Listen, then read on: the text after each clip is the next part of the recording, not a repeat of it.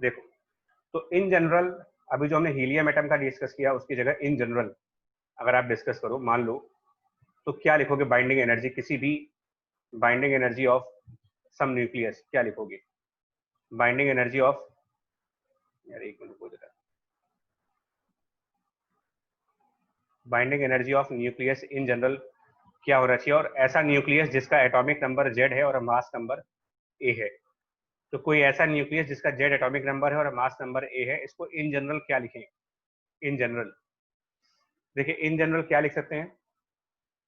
Binding energy of nucleus having Z atomic number A mass number, क्या लिखोगे? तो आप उसको उसका उसका थियोरेटिकल मास चाहिए ना। थियोरेटिकल मास कैसे होगा? Z into mass of proton plus A minus Z into mass of neutron. ये पोर्शन जो होगा उसका थ्योरी वाला हो गया, थियोरेटिकल मास, मतलब मैथ के हिसाब से कि इतने प्रोटॉन और इतने न्यूट्रॉन हैं, तो यूनिटरी मेथड कहता है कि भाई सबको ऐड कर दो, आंसर आ जाएगा। बट फिजिक्स तो हमेशा थोड़ा सा अलग चलता है, कहता है कि इससे आंसर नहीं आएगा आपका, माइनस करो जो उसका एक्सपेरिमेंटल मास है, एम एक्सपेरिमेंटल। तो ये चीज कहलाती है मास डिफेक्ट। ये मास डिफेक्ट है, अभी इतना पोर्शन मास डिफेक्ट है, ये बाइंडिंग एनर्जी नहीं है। और इस मास डिफेक्ट को सी स्क्वायर से मल्टीप्लाई करेंगे, मास डिफेक्ट इंटू सी स्क्वायर। तो ये इन जनरल बाइंडिंग एनर्जी का फॉर्मूला होगा आपके लिए, इन जनरल। ठीक है, एमपी मतलब मास ऑफ प्रोटॉन, एमएन का मतलब मास ऑफ न्यूट्रॉन, और एम ये जो लिखा है EXP, इसका मतलब एक्सपेरिमेंटल मास न्यूक्लियस का। बट यहां पर क्या है कि generally, in general we deal with atomic masses, nucleus के मास कहीं होंगे नहीं। तो आपको एटॉमिक मास को न्यूक्लियस के मास में कन्वर्ट कैसे करोगे? ये कन्वर्जन करना पड़ता है हमें, क्योंकि यहां पर ये जो एम एक्सपेरिमेंटल लिख रहे हो, ये मास ऑफ न्यूक्लियस है जिसका डेटा है ही नहीं हमारे सामने। आप किसी भी बुक में सर्च कर लो, न्यूक्लियस का मास आपको नहीं मिलेगा। जब भी मास मिलेगा वो एटम का मिलेगा। तो ये एडजस्टमेंट कैसे करेंगे? देखिए, now binding energy in bracket Z comma A, which means Z atomic number और ए मास नंबर। क्या होगा इसका आंसर? देखिए, equal to what? Capital Z, proton का मास। तो प्रोटॉन का मास मैं ऐसे कह सकता हूं कि आप मुझे यस और नो करके बताना, मैं सही लिखूंगा तो ठीक है, गलत लिखूंगा तो ठीक है। Mass of proton, can we write it mass of hydrogen atom, mass of 1H1 minus the mass of electron, is it mass of proton?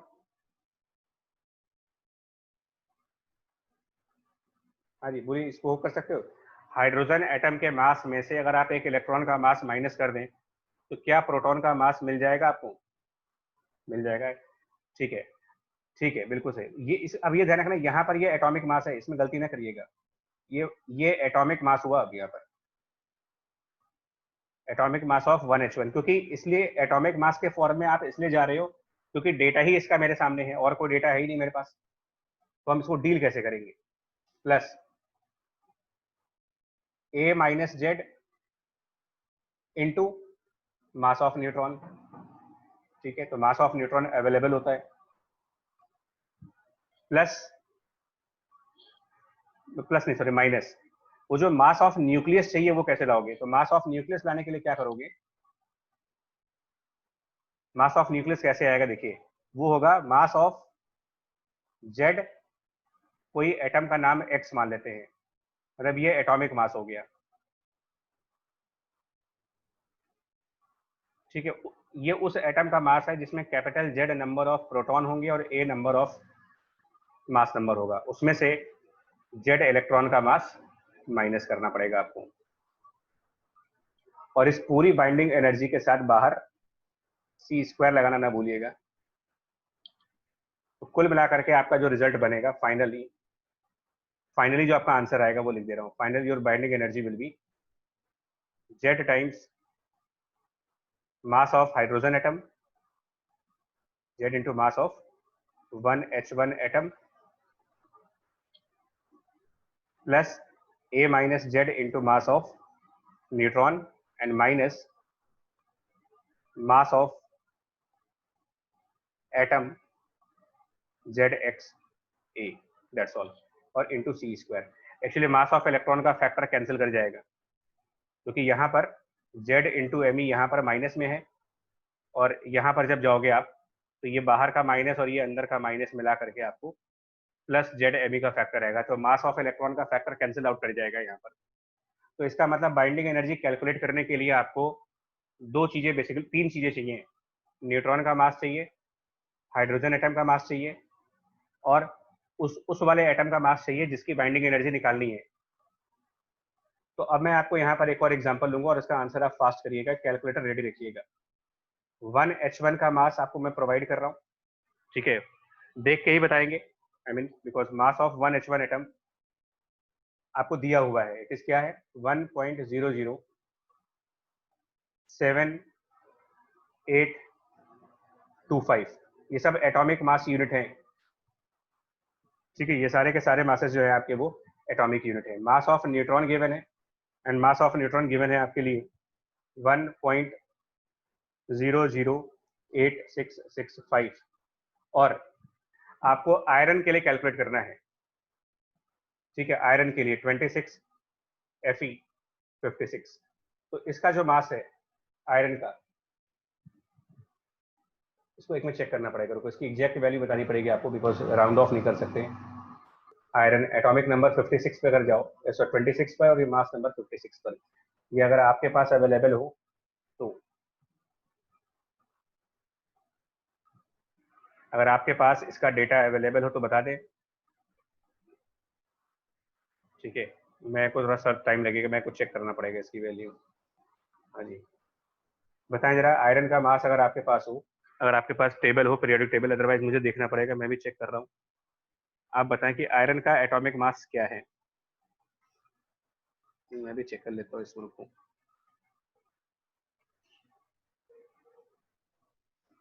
अच्छा, अभिषेक अवस्थी 55.845, ओके,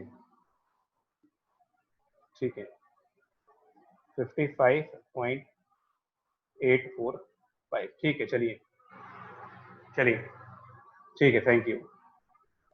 हाँ जी, ज्योतिका जी सही है, द्विका सही है। चलो आप कैलकुलेट करके बताओ, अब आप आंसर लाओ जल्दी से, टाइम टेकिंग क्वेश्चन है, आंसर लाइए। बाइंडिंग एनर्जी आयरन की क्या होगी, जल्दी से बताएं, what is the binding energy of iron, binding energy of iron क्या होगी, कैलकुलेट करो। सिर्फ डेटा पुट करना है और कुछ नहीं करना है, इसके अंदर डेटा पुट करना पड़ेगा और कैलकुलेटर सही होना चाहिए आपका। सो जेड आयरन के केस में 26, मास of hydrogen atom is 1.007825, A minus Z हो गया 30, मास ऑफ न्यूट्रॉन 1.008665 माइनस आयरन का एटॉमिक मास 55.845। ये पूरा आंसर जो है एटॉमिक मास यूनिट में आएगा, ठीक है, तो इसकी यूनिट यू है और आगे C² है, और फिर आप ये कन्वर्जन फैक्टर लगाना कि 1U can be replaced as 931.5 MeV upon C²। तो ये U चला जाएगा, C² चला जाएगा, मतलब कुल मिलाकर के ये जो न्यूमेरिकल वैल्यू आएगी उसमें 931.5 मल्टीप्लाई भी होगा। तो मैं इसीलिए आपसे लेक्चर स्टार्ट करने से पहले मैंने कह दिया था कि कैलकुलेटर यूज कर लो, बिकॉज ये अजीब सी कैलकुलेशन है, डेसिमल के इतने प्लेसेस तक जाना है और उसके बाद मल्टीप्लाई करना है, तो बड़ा अजीब सा लगता है, टाइम बहुत लगता है, ठीक है। तो आप कैलकुलेट करके देखो कि क्या आंसर आ रहा है, और फिर इसको 56 से डिवाइड करना है, क्योंकि हमें binding energy per nucleon finally चाहिए होता है। हमारा इंटरेस्ट इसमें नहीं होता कि बाइंडिंग एनर्जी क्या होगी, हमारा इंटरेस्ट होता है कि what is the binding energy per nucleon. तो जो भी आपका आंसर है वो डिवाइड होगा 56 से, मास नंबर से डिवाइड होगा। Final answer will be divided by the mass number. Your final answer will be divided by mass number.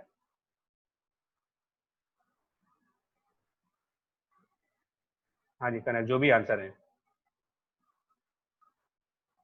अब देखो आपके डेसिमल्स में डिफरेंसेस काफी ज्यादा आ रहे हैं, किसी का 10.28 आ रहा है, किसी का 10.47 आ रहा है।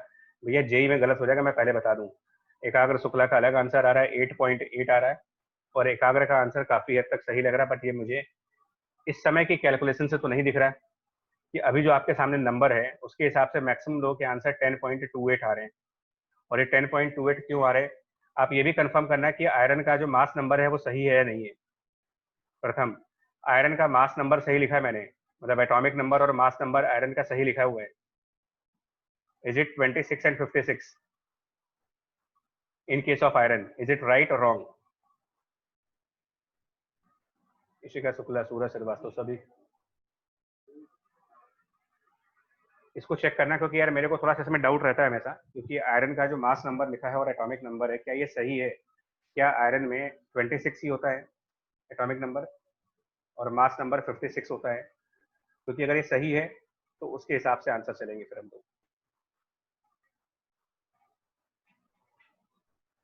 ठीक है, बट ये आंसर जो आपका आ रहा है ना यार, ये पता नहीं क्यों थोड़ा सा सही नहीं आ रहा है, बिकॉज आंसर तो आपका 10.28 के आसपास जा रहा है, ठीक है, बट ये मैच नहीं कर रहा है, क्योंकि जो एक्चुअल वैल्यू आयरन की है वो अराउंड 8 पॉइंट समथिंग है, 8.8 के आसपास आती है। तो ये मैच क्यों नहीं कर रहा है, ये हमें चेक करना पड़ेगा, क्या गलती हुई है इस पे, मतलब क्या कैलकुलेशन सही नहीं है, ठीक है, क्योंकि ये जो डिफरेंस है काफी बड़ा डिफरेंस आ गया है। आयरन के केस में ये डिफरेंस ज्यादा आ रहा है। आयरन का जो binding energy per nucleon experiments के अंदर मिलती है वो 8.8 के आसपास आती है। तो हो सकता है कि हमारी कुछ कैलकुलेशन मिस्टेक हुई हो या कुछ डेटा एरर है इसके अंदर, है ना, कुछ डेटा एरर है, पॉसिबल है, काफी हद तक पॉसिबल है ये चीज की कुछ ना कुछ एरर हुई हो। ये जो 55 आपने बताया ना, 55.845, डाउट है मुझे यहाँ पर। सोमिल A-Z 30 होता है बच्चा, मास नंबर है, वहां वहां गलती नहीं है, वहां पर कोई गलती नहीं है। मास ऑफ आयरन जो लिया गया ना 55.845, वो एक बार रीचेक करना होगा कि आपने जिस भी बुक से वो डेटा उठाया है वो वो बुक ऑथेंटिक है या नहीं है। चलिए देख लेंगे बाद में इसको, मैं भी चेक कर लूंगा।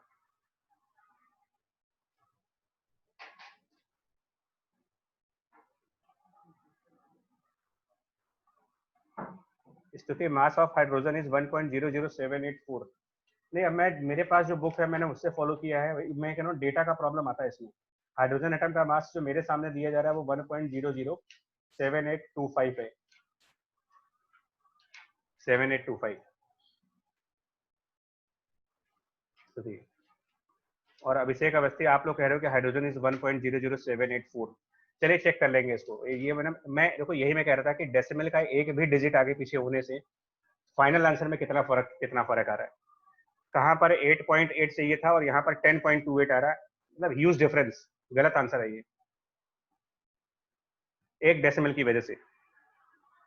एनीवे इसको मैं करेक्ट कर लूंगा। निखिल भी 1.00784 कह रहा है, तो ये 784 करके देख लेते हैं यहाँ पर 25 की जगह। कनक फर्क आ जाएगा बच्चा, बाहर 931.5 मल्टीप्लाई हो रहा है, ध्यान रखो। एक भी डिजिट आगे पीछे करोगे, आउटसाइड में आप उसको 931.5 से मल्टीप्लाई भी कर रहे हो, डिफरेंस तो आएगा। चलिए इसे चेक कर लीजिएगा, इसको हम बाद देखेंगे। चलिए आगे आइए, छोड़ दीजिए इसको, यहीं पर ड्रॉप कर देते हैं। नेक्स्ट, अभी हम चेक कर लेंगे इसको। नेक्स्ट पेज पे आओ, मतलब नेक्स्ट टॉपिक पे। ये बाइंडिंग एनर्जी का फॉर्मूला लिखिएगा, बाइंडिंग एनर्जी पर न्यूक्लियन का। अब इसकी काफी इंपॉर्टेंस है, बाइंडिंग एनर्जी पर न्यूक्लियन का काफी ज्यादा इंपॉर्टेंस है। उसके अलावा एक टॉपिक और डिस्कस कर ले, फिर आते हैं। अंबर सोनी का 8.8 किससे आ रहा है तुम्हारा आंसर?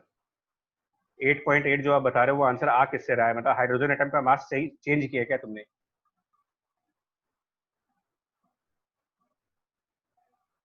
अच्छा, वो 784 करने से आंसर आ गया अंबर सोनी। ये मैं देखो कितना बड़ा डिफरेंस है। इसका मतलब जो मैं जिस जिस बुक से मैंने डेटा लिया है वो शायद ऑथेंटिक बुक नहीं थी। इसीलिए डेटा बहुत इंपॉर्टेंट है यार, कि आप डेटा क्या यूज कर रहे हो। हाँ अंबर, 1.00785 की जगह 1.00784 अगर हाइड्रोजन का मास कर दो, देखिएगा इसको एक बार देखो। मैं क्या कह रहा था,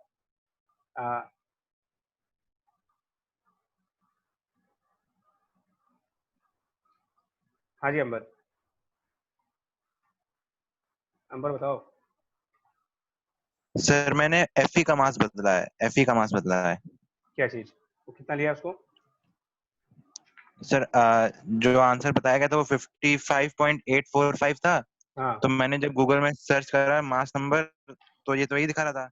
लेकिन फिर बाद में जब मैंने और अंदर डीप गया तो सर कुछ और दिखाया, तो मैंने वो कर दिया, आंसर आ गया मेरा। अच्छा अच्छा, 55.847 सूरज श्रीवास्तव कह रहे हैं। सर 55.9349। मैंने जब 934। ये लिया हाँ एफई का मास लिया मैंने, 55.9349 तब आ गया आंसर मेरा। चलो मैं देख लूंगा इसको ये। हाँ ठीक है, थैंक यू। 934 करके आंसर आ रहा है, ठीक है देख लीजिएगा इसको। यार ये प्रॉब्लम है इसमें, अब क्या करोगे इस चैप्टर में। एनीवे चलिए आगे बढ़ते हैं। अब रहने दो बच्चा इसको ना। निखिल 53 नहीं होगा यार, 53 कहाँ से हो जाएगा, 55 होगा निखिल। 55.93 सही है। हाँ देखो एकाग्र शुक्ला का भी, मैं कह रहा हूँ डेटा का एरर था, जितने लोगों ने डेटा बताया था वो गलत डेटा था, जिस वजह से हम लोग पूरा आंसर गलत हो गया हमारा। हाँ सूरज, क्वेश्चन में दिया रहेगा, बट मैं अभी के लिए बात कर रहा हूँ ना, अभी के लिए। चलिए आगे बढ़ो। ठीक है चलो देखो, ठीक है रहने दो। दीपल बिना कैलकुलेटर के कैसे, नहीं जेई के अंदर ना, जेई के अंदर डेसिमल के 2 ही प्लेस तक वैल्यू आती है। तो जेई वाले तो देखो, न्यूमेरिकल करना और नॉलेज करने में फर्क है। जेई में डेसिमल के 2 प्लेस तक का डेटा होता है खाली, तो उतना तो कर सकते हो आप calculate. Utkarsh number of nucleon मतलब मास नंबर होता है यार, नंबर ऑफ न्यूक्लियन का मतलब सिंपली मास नंबर है। 56।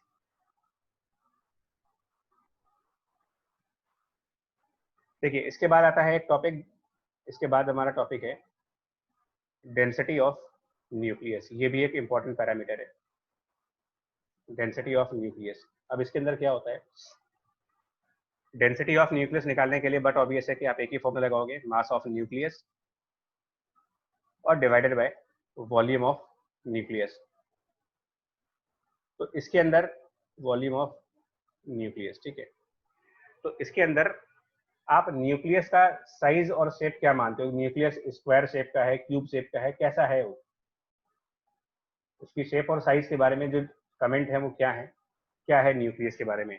तो ये कहा गया है कि ये ज्योमेट्री वाइज तो स्फीयर है, स्फेरिकल माना गया है, और साइज वाइज में इसका जो रेडियस डिफाइन करा गया है वो भी एक प्री डिफाइंड फॉर्मूला है, that radius of nucleus is capital R equal to R not, उसका मास नंबर एंड पावर 1/3। ये डिफाइंड है इसका आर नॉट। अब देखो इसमें भी एम्बिग्विटी है, बिकॉज अलग अलग बुक्स में इसका डेटा अलग अलग है, अलग अलग किताबें इसको अलग अलग तरीके से प्रेजेंट करती हैं, जिसका जो मन करता है वो डाल देता है इसके अंदर वैल्यू। तो मैं अगर आप एनसीईआरटी डेटा पे जाओ तो ये अराउंड उसके अंदर 1.2 10⁻⁻15 मीटर के आसपास है। अगर आप एच सी वर्मा में चेक करोगे तो ये 1.1 है, ठीक है। किसी और किताब में 1.2 मिल जाएगा, और कहो कहीं कहीं पर 1.3 भी मिल जाए, क्योंकि ये 10⁻⁻15 की वजह से बहुत ज्यादा फर्क नहीं आ रहा है। तो आप इसको एग्री करो, ठीक है 1.2, ठीक है। या हम एक काम करते हैं, इसको 1.1 वापस कर लेते हैं, बिकॉज न्यूमेरिकल्स तो आप एच सी वर्मा वाले ही लगाओगे, तो आप उन्हीं का डेटा यूज करो। 1.1 इंटू 10⁻⁻15 और A is the mass number, that's all.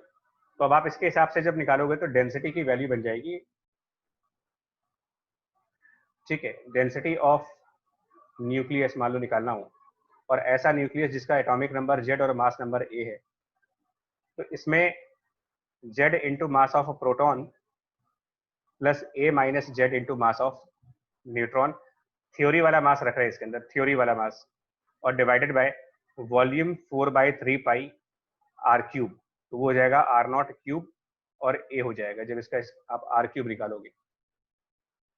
Mass of proton और मास ऑफ न्यूट्रॉन स्लाइटली डिफर करते हैं, स्लाइट डिफरेंस होता है इनके बीच में,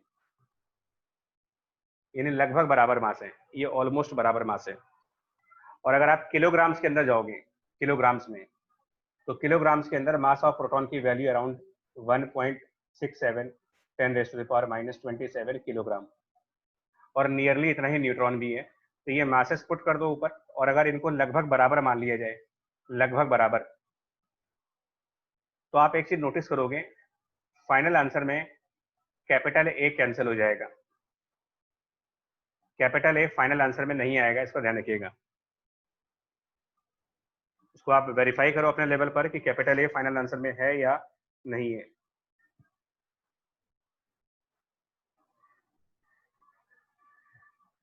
ठीक है जी, फाइनल आंसर में नहीं आएगा कैपिटल ए। चेक कर लिया इसको आपने? हाँ, तो इसका मतलब डेंसिटी मास नंबर के इंडिपेंडेंट है अप्रोक्सीमेटली, और इसके अंदर जो वैल्यूज है ना वो फिक्स वैल्यूज आ रही है। फिक्स वैल्यूज क्यों आएंगी? देखो क्या आएगा इसके अंदर, अगर आप नोटिस करो तो इसके अंदर जो टर्म आएगा वो क्या आएगा, इसके अंदर ऑलमोस्ट फिक्स वैल्यूज आएंगी। इसके अंदर फिक्स वैल्यूज में क्या क्या आएगा, तो आप उसको अगर कैलकुलेट करेंगे तो ये अराउंड 2.17 इंटू 10⁻17 के आसपास आएगा किलोग्राम पर metre cube. Not exactly but रफली। इसको आप एक बार फिर यहाँ पर भी कैलकुलेटर चाहिए होगा। 2.17 इंटू 10⁻17, राइट और रॉन्ग आप देख लो, कंफर्म कर लो इसको। मतलब वो 2.17 2 पॉइंट समथिंग करके आएगा। आई मीन मतलब एग्जैक्टली वैल्यू क्या होगी वो चेक करनी पड़ेगी। 2.29, अच्छा सात्विक, तो 2.29 आ रहा, तो 2.3 कर ले उसको फिर हम।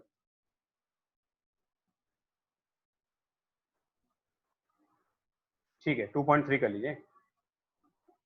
तो इसका मतलब डेंसिटी ऑफ न्यूक्लियस ऑलमोस्ट सबके लिए सेम होगी, ऑलमोस्ट सबके लिए सेम होगी, बिकॉज फाइनल आंसर में मास नंबर नहीं आ रहा ना एटॉमिक नंबर आ रहा है, दोनों चीजें नहीं आ रही है। तो जितने भी न्यूक्लियस हैं वो लगभग सेम डेंसिटी के हैं, साइज उनका अलग अलग है, लेकिन साइज अलग है। ऑब्वियस सी बात है, साइज डिफरेंट है, बिकॉज साइज में मास नंबर निकालना है आपको। तो डिफरेंट साइज होने के बावजूद भी सेम डेंसिटी होगी, ये एक इंपॉर्टेंट कैरेक्टरिस्टिक है न्यूक्लियस के डेंसिटी की। और 2003 में ये जेई का क्वेश्चन भी है, what is the order of density of nucleus. Order of density of nucleus सामने है 10⁻17। मतलब वो फैक्ट बेस्ड क्वेश्चंस भी आते हैं इसके अंदर, न्यूमेरिकल तो आएंगे ही आएंगे, फैक्ट बेस्ड क्वेश्चंस भी होंगे, तो ये उम्मीद की जाती है कि आपको याद होना चाहिए। चलिए, न्यूक्लियस की इन प्रॉपर्टीज के बाद हम लोग अगला डिस्कशन करेंगे मेन। अभी इसके बाद आना तो वैसे न्यूक्लियर फोर्स है, पर न्यूक्लियर फोर्स को मैं अभी थोड़ी देर के लिए होल्ड पे डाला हूँ। न्यूक्लियर फोर्स को हम डिटेल में बाद में डिस्कस करेंगे, और स्टेबिलिटी ऑफ न्यूक्लियस ये भी हम डिस्कस करेंगे, बट ये मेरे अभी पेंडिंग टॉपिक है। ये दो टॉपिक्स हमारे पेंडिंग है, मैं आपको हिंट कर दे रहा हूँ। स्टेबिलिटी ऑफ न्यूक्लियस एक टॉपिक, और न्यूक्लियर फोर्स दूसरा टॉपिक, ये हम पढ़ाएंगे, बट अभी मतलब इसको थोड़ा सा लेट करेंगे, ये बाद में होगा। तो अभी के लिए इसको होल्ड कर रहे हैं। और ये मैं आपको हिंट कर दूं, बिकॉज केमिस्ट्री में आपने क्लास 12 की जब स्टार्टिंग की थी तो यहाँ पर एक रेशियो पढ़ा था आपने, N/Z रेशियो कंसेप्ट और स्टेबिलिटी कर्व। याद आया आपको? मेरे ख्याल से पहला या दूसरा लेक्चर था जब आपने आज क्लास 12 की केमिस्ट्री स्टार्ट की थी, जब ये ऑनलाइन मोड में। तो मुझे याद है बिकॉज मैंने भी क्लास वो अटेंड की थी। तो सर ने आपको काफी हद तक स्टेबिलिटी ऑफ न्यूक्लियस के बारे में बताया था कि N/Z रेशियो से कैसे देखा जाता है इसको। N/P रेशियो, भाई Z और P एक ही है, N/P रेशियो। तो आप ये देखते हो कि एक स्टेबिलिटी कर्व आता है ना, स्टेबिलिटी कर्व आता है, और उस कर्व के एक तरफ जो न्यूक्लियस है वो स्टेबल है, दूसरी तरफ के न्यूक्लियस अनस्टेबल है रेडियो एक्टिविटी में, प्रथम जी। तो वहां से इसको रेफर करना, मैंने इसीलिए इसको होल्ड पे कर दिया है कि एक बार आप केमिस्ट्री से रिवाइज कर लो तो मैं इसको समराइज कर दूंगा, अदरवाइज मेरे को टाइम ज्यादा लग जाएगा। और जब आप स्टेबिलिटी ऑफ न्यूक्लियस पढ़ लेंगे वहां से, तो न्यूक्लियर फोर्स भी हम बहुत अच्छे तरीके से समझ लेंगे क्या होगा। हाँ सूरज, गोल्डन रेशियो जिसको बोलते हैं 1.6 आता है ना, गोल्डन रेशियो 1.6 के आसपास आता है ये। तो थोड़ा सा आप रेफर करिएगा उस नोट से, और रेडियो एक्टिविटी से भी रेफर कर लोगे तो हमें फायदा हो जाएगा, काफी हद तक फायदा होगा। चलिए, अभी हम जो आपको पढ़ाने जा रहे हैं वो ये है। अभी हम जो आ रहे हैं, हम थोड़ा सा अपने फिजिक्स वाले पोर्शन पे आ रहे हैं, और फिजिक्स वाला पोर्शन फिलहाल अभी ये है, nuclear reactions and capital Q value. Q value का क्या मतलब है, मैं मेनली मेन पार्ट के ऊपर आ रहा हूँ, चैप्टर का जो मेन पार्ट है, बिकॉज थ्योरी वाला पार्ट ज्यादा करेंगे तो फिर डिस्कशन अच्छा नहीं लगता। Nuclear reactions and Q values. Nuclear reactions में हमारे पास कौन कौन से रिएक्शंस आएंगी वो भी मैं आपको बता दूं। नहीं, उत्कर्ष श्रोडिंगर वेव नहीं है हमारे सिलेबस में। मैं आपको ये बता दूं, न्यूक्लियर रिएक्शंस में हम किन रिएक्शंस को डील करेंगे। तो वो आपको बता दें। न्यूक्लियर रिएक्शंस में आप डील करोगे फ्यूजन रिएक्शन को, न्यूक्लियर फिजन को, और जो रेडियो एक्टिव के डिके हैं जिसके अंदर हम डील करेंगे अल्फा डिके को, बीटा डिके को और गामा डिके को। तो ये सारी रिएक्शंस हमारे सामने अभी आने वाली हैं। क्यू वैल्यू का मतलब होता है, क्यू वैल्यू का मतलब है इन रिएक्शंस के अंदर कितना एनर्जी रिलीज होगा, आई मीन एनर्जी रिलीज्ड, ये called as energy release in the reaction. अब वो एनर्जी रिलीज होगी या एनर्जी एब्जॉर्ब होगी वो इस पर डिपेंड करता है एंडोथर्मिक रिएक्शन है या फिर एक्सोथर्मिक रिएक्शन है। तो टाइप ऑफ रिएक्शन पे भी डिपेंड करेगा। हम लोग ज्यादातर रिएक्शंस वो डील करते हैं जहां पर एनर्जी रिलीज होती है रिएक्शंस में, और उस रिलीज्ड एनर्जी को आप क्यू वैल्यू बोलोगे। Q value means energy released. तो हमारा कंसेप्ट क्या है वो देखो आप, क्वेश्चन क्या है मेरा कंसेप्ट। मैं आपको कोई एक सैंपल एग्जांपल लूंगा, ठीक है। मैं कोई सैंपल एग्जांपल में नॉर्मली एक रिएक्शन लिख रहा हूँ आपके सामने, नॉर्मल रिएक्शन, कोई भी एक रिएक्शन हम यहाँ पर नॉर्मल लिख सकते हैं, देखिए, और आपसे कहा जाएगा इसकी क्यू वैल्यू बता दो। कोई भी एक रिएक्शन सामने आ जाएगी और उसकी क्यू वैल्यू। तो हमारा लॉजिक क्या है वो समझना पहले। जैसे कि एक रिएक्शन हमारे सामने कुछ इस तरीके से है, लिथियम मास नंबर 7 प्रोटॉन को कंबाइंड हुआ और ये 2 अल्फा पार्टिकल्स में चला गया।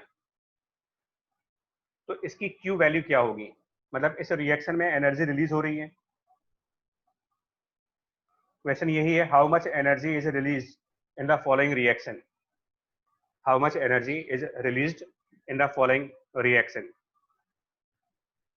ये एक सैंपल है। जो मेजर पार्ट है आपके इस चैप्टर का वो यही है, बाकी सब तो थ्योरी वाला पोर्शन है, आप वैसे भी पढ़ सकते हो, समझा भी देंगे। न्यूमेरिकल पार्ट अब यहाँ से आता है। तो देखिए जो एनर्जी रिलीज होती है ना उसको हम यहाँ पर प्लस क्यू करते हैं, प्लस क्यू। मैं थोड़ा सा तुम्हें, हम लोग इस पेज पे वापस आएंगे, ठीक है, हम इस पेज पे वापस आएंगे और यह भी कंटिन्यू करते हैं। मतलब ये जो क्यू है आप नॉर्मली इसको रिएक्शन के राइट साइड पे लिखोगे, इस क्यू को नॉर्मली रिएक्शन के राइट साइड पे लिखोगे।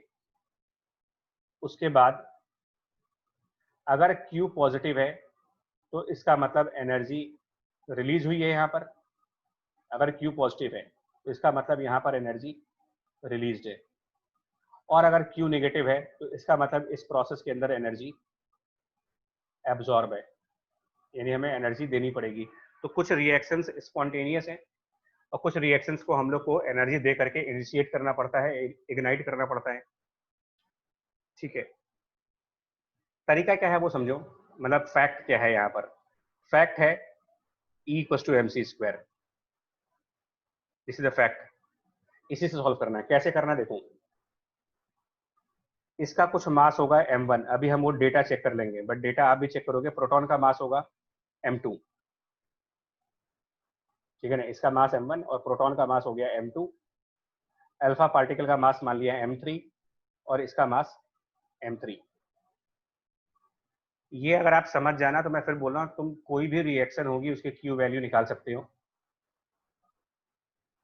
m1 और उसके इक्विवेलेंट एनर्जी m1c², m2 के इक्विवेलेंट एनर्जी m2c², m3 के इक्विवेलेंट एनर्जी m3c² और इसके इक्विवेलेंट m3c²। नाउ अब ये सब एनर्जी बन गए। आपके न्यूक्लियर रिएक्शंस में जो रिएक्टेंट्स हैं और जो प्रोडक्ट्स हैं आपकी, ये सब फर्स्ट ऑर्डर केमिकल काइनेटिक्स हैं, फर्स्ट ऑर्डर रिएक्शन से सारी। तो जो रिएक्टेंट्स हैं उनका मास और उनके करस्पॉन्डिंग एनर्जी, प्रोडक्ट्स उनका मास और उनके करस्पॉन्डिंग एनर्जी, और प्लस क्यू, इनको जस्ट इक्वेट कर दो आप, just equate all of them. easiest way to find the Q value of any nuclear reaction, whether it is reaction of nuclear fusion, fission, alpha decay, beta decay, gamma decay, electron capture, K capture, कोई भी reaction आ जाए आपके सामने, that means कि Q value will be m1 plus m2 minus 2m3 into c², that's a basic part। Generalise करोगे तो Q value of any reaction, Q value of any reaction will be total mass on the reactant minus total mass of products and multiplied by C square. In general, जो कि positive भी आ सकता है, negative भी आ सकता है, zero भी आ सकता है, बट एक्चुअली हुआ नहीं है न्यूक्लियर रिएक्शंस में। मैंने जो आपको न्यूक्लियर रिएक्शंस यहाँ पर लिखी हैं, इन सब के अंदर Q पॉजिटिव होता है। अब M1, M2, M3 की वैल्यू चाहिए होगी, M1, M2, M3 की वैल्यू तो मैं आपको प्रोवाइड कर रहा हूँ और आप मुझे आंसर प्रोवाइड करेंगे। लिथियम का मास गिवन है आपको, लिथियम 7, इसका मास गिवन है and the mass is given as 7.0160 in the atomic mass unit. Alpha particle का मास गिवन है 4.0026। इनफैक्ट ये अल्फा पार्टिकल का मास नहीं है, ये जो 4.0026 आप देख रहे हो ये हीलियम का मास है, हीलियम एटम का। तो ये डेटा आपको दिया गया है, ठीक है जी। अब आप मुझे बताओ क्या आंसर आना चाहिए, सॉल्व करके बताएं कि आंसर क्या होगा। एंड प्रोटॉन का मास भी गिवन है, mass of proton is given to you 1. बार बार डिस्टर्ब हो जाता है यार ये, चलो 1.00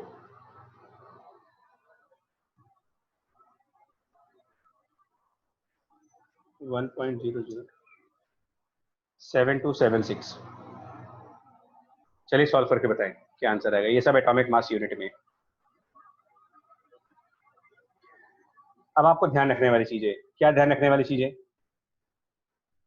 ध्यान रखने वाली चीज ये है कि ये जो M1 है ये न्यूक्लियस मास है, न्यूक्लियर मास, एटॉमिक मास नहीं है। यानी कि एटॉमिक मास में से इलेक्ट्रॉन को लेस करो, M3 न्यूक्लियस का मास है, क्योंकि ये न्यूक्लियर रिएक्शंस हैं, एटॉमिक रिएक्शंस नहीं है। तो जो M1 आपको रखना है वो क्या रखोगे इस केस में? M1 की वैल्यू इस इक्वेशन में M1 क्या रखेंगे? देखो M1 की वैल्यू 7.0160 नहीं होगा, क्योंकि वो तो लिथियम का एटम है। माइनस लिथियम के अंदर कितने इलेक्ट्रॉन्स होते हैं?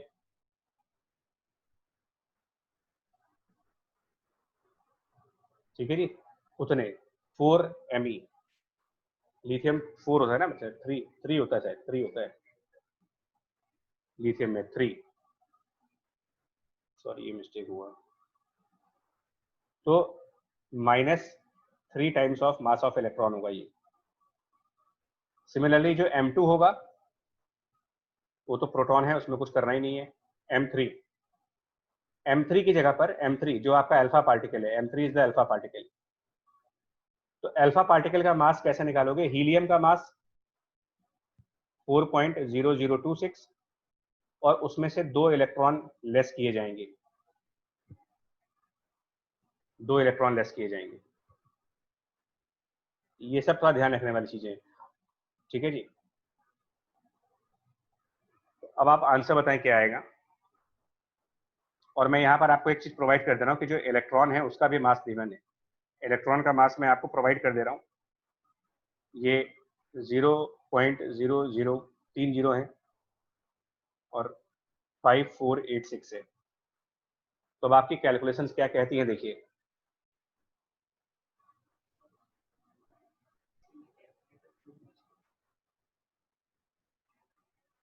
ठीक है, ये आप ही लोग करें, मतलब देखो आप लोग को करके बताना है कि इसका आंसर क्या आएगा। अभिनंदन जी 3 आ रहा है।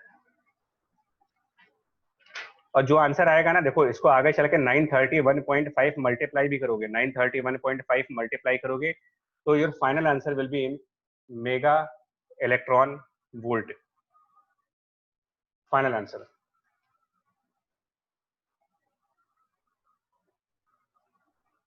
क्योंकि ये जो मासेस है वो एटॉमिक मास यूनिट्स में है। जो मासेस आप यहाँ पर यूज करोगे इन सब का यूनिट एटॉमिक मास यूनिट है। तो आपको ये कन्वर्जन फैक्टर भी चाहिए कि 1 atomic mass unit is 931.5 mega electron volt divided by C square, और तभी ये बाहर वाला सी स्क्वायर कैंसिल होगा। प्रथम जी 17.3 488149। हाँ ठीक है, ठीक है। तो चलिए ये आंसर आ जाएगा 17.34। डेसिमल के 2 प्लेस तक रखते हैं इसको, डेसिमल के 2 प्लेसेस तक 3435 ऐसा कुछ आ जाएगा। तो ठीक है, राउंड ऑफ कर लेंगे इसको 17.34। ये इतनी मेगा इलेक्ट्रॉन वोल्ट एनर्जी बाहर आएगी, मेगा इलेक्ट्रॉन वोल्ट। और आप इमेजिन कर सकते हो कि न्यूक्लियर रिएक्शंस की जो एनर्जीज है वो मेगा इलेक्ट्रॉन वोल्ट है, mega electron volt, 10⁻⁶ electron volt के टाइम पर। और इसीलिए न्यूक्लियर बॉम्ब, न्यूक्लियर रिएक्शंस क्यों खतरनाक मानी गई हैं, अमाउंट ऑफ एनर्जी बहुत ज्यादा निकल के आ रहा है इसमें से, मेगा इलेक्ट्रॉन वोल्ट्स के फॉर्म में एनर्जी की वैल्यू आ रही है। न्यूक्लियर वेपन्स इसीलिए खतरनाक माने गए हैं कि जिस भी कंट्री के पास न्यूक्लियर वेपन है, डेंजरस है वो, बिकॉज न्यूक्लियर जो एनर्जीज हैं वो मेगा इलेक्ट्रॉन वोल्ट, इससे ज्यादा एनर्जी कहां से लाओगे। खैर, इसको मैं इसलिए आपको बार बार कह रहा हूं कि ये जो एनर्जी अभी आप पढ़ रहे हो, मैं अभी चल करके थोड़े टाइम बाद और वेट करो आप, तो मैं अब इसके अंदर मैकेनिक्स को इंट्रोड्यूस करूंगा, रिएक्शंस, एनर्जी और इनके मोमेंटम्स। तो मैं सिर्फ आपको इसलिए समझा रहा हूँ कि कैलकुलेशन एरर अगर आपके बिगिनिंग में हो गई तो आगे के जो मेन क्वेश्चन है जहां पर मुझे momentum, recoil velocity, de Broglie wavelength, बहुत सारी चीजें कैलकुलेट करने को आती हैं। ऐसा ना हो कि आपका पहला स्टेप गड़बड़ हुआ, इस वजह से आगे भी गड़बड़ हो जाएगा। तो आप इस फैक्ट को समझोगे, ठीक है, इस फैक्ट को समझिए। ठीक है, स्टार्ट करते हैं फिर से एक बार, है ना। अभी आप काम कर सकते हो 13:25, 10 मिनट ब्रेक ले लीजिए, 13:25 रीज्वाइन करिए, 13:25 पर रीज्वाइन।